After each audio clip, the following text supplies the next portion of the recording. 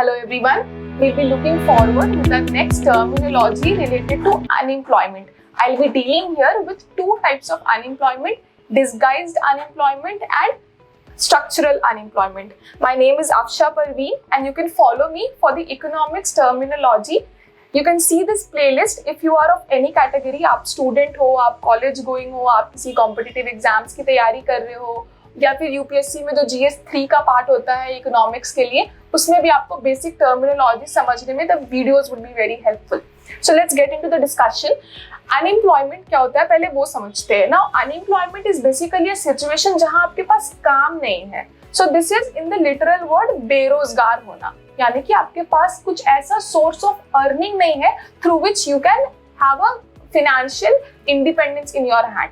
So unemployment is a situation जहां पे हो सकता है कि आप करना चाहते हो काम लेकिन आपको काम नहीं मिल रहा है, या फिर ऐसा भी हो सकता है कि आप काम ही नहीं करना चाहते हो and you are therefore unemployed. So the both categories are unemployment. ऐसा नहीं है कि जो काम नहीं करना चाह रहे और वो बेरोजगार है तो उन्हें बेरोजगारी के कैटेगरी में इंक्लूड ही नहीं किया जाएगा. ऐसा नहीं होता है. इफ आप अनएम्प्लॉयड हो, अगर आप काम नहीं कर रहे हो, अगर you are unable to earn for your personal consumption, personal living के लिए, so you are basically unemployed. So dealing with two types of unemployment here is disguised unemployment और structural unemployment. अब disguised का पहले थोड़ा मीनिंग समझते हैं. disguised basically मतलब कुछ छुपा हुआ, मतलब वो दिख कुछ और रहा है बट रियलिटी में वो कुछ और ही है.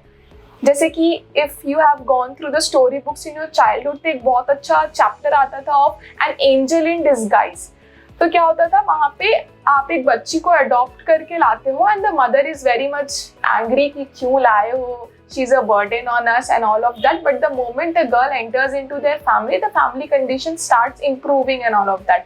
सो the girl comes as an angel but in disguise because she was an adopted girl, so she was considered to be as a burden, but she was not a burden, she was an angel in disguise. मतलब दिख कुछ और रहा था but वो निकलता कुछ और ही है.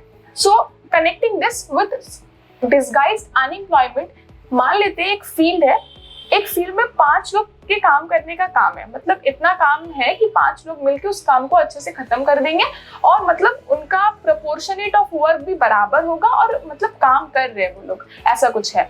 Now a 6th person enters here. तो जो काम 5 लोग कर सकते थे वही काम अब एक 6th member साथ में मिलके 6 लोग मिलके वही काम कर रहे हैं. So the 6th member or the extra 1 member here faces disguised unemployment. मतलब उसकी जरूरत नहीं है बट फिर भी वो वहाँ प्रेजेंट है, यानी कि he should have been somewhere else जहाँ पे शायद उनकी जरूरत है, यहाँ पे उनकी जरूरत नहीं है. And therefore the extra person, that extra 1 person is facing that disguised unemployment. उन्हें पता नहीं चल रहा that he is unemployed but he is unemployed because he is that extra person जो उस काम में अब लग रहे हैं. So this is the disguised unemployment. पता नहीं चल रहा है, you are getting the wages and the salary, आपको लग रहा है कि हाँ you are employed but you are an employment in disguise है. वो समझ ही नहीं आ रहा है कि आप बेसिकली वहाँ पे आपकी जरूरत ही नहीं है, still you are present there, कुछ ऐसा हो रहा है. Second is structural unemployment.